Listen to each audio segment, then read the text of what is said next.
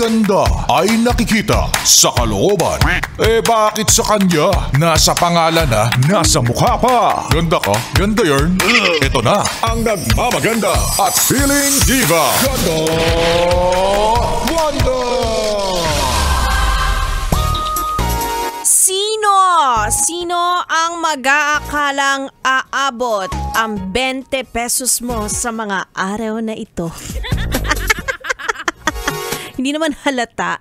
Anyway, mga yes friend, it's me, it's a girl, DJ Ganda Wanda. Kasama nyo na dito sa 101.1 Yes FM. At kung ikaw ay nakaka-relate sa aking sinabi, na 20 pesos na lang ang pera. Alam mo, talent yan. Diba? Kung paano mo pagkakasyahin ang kakarampot mong pera bago dumating ang sahod. Partida ha, hindi pa 30 days ang February. At saka maraming magandang epekto yan, 'di ba? Kapag konti na lang ang pera mo, natututo kang magtipid. Nakakapag-diet ka. Natututo kang tumanggi sa mga yaya ng mga kaibigan mo, 'di ba? Sa ugali mo naman, magiging down to earth ka. Wala kang karapatang magyabang. Sabay-sabay nating i-gaslight ang ating mga sarili, 'di ba? Tsaka kapag ganyang wala kang pera, nagkakaalaman kung sino talaga ang mga tunay mong kaibigan. Yung mga handang sumalo sa'yo sa panahong gipit na gipit ka na, mga handang magpautang.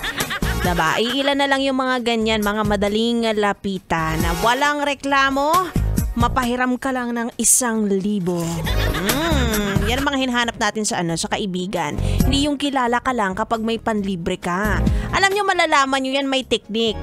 Mga ganyang klase ng tao, kapag niyaya mong magkape, ang sagot sa'yo, libre mo.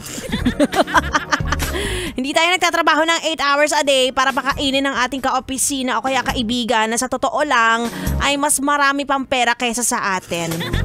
Dapat dyan ina-unfriend. Buti pa itong mga nagtatrabaho sa ihawan, sa breakwater. Nako, feeling ko marami tong pera araw-araw. Napaka-solid nyo. Isang ihaw naman dyan. Ako talaga dapat yung iwasan Ako yung nagpalibre bigla. Anyway, tuloy muna natin ang ating tugtugan at samahan niyo ako hanggang alas 9 ng gabi. Again, it's me, Ganda Wanda, dito lang sa stasyong number 1. Sa kalokohan pa rin. 101.1, Yes FM, solid.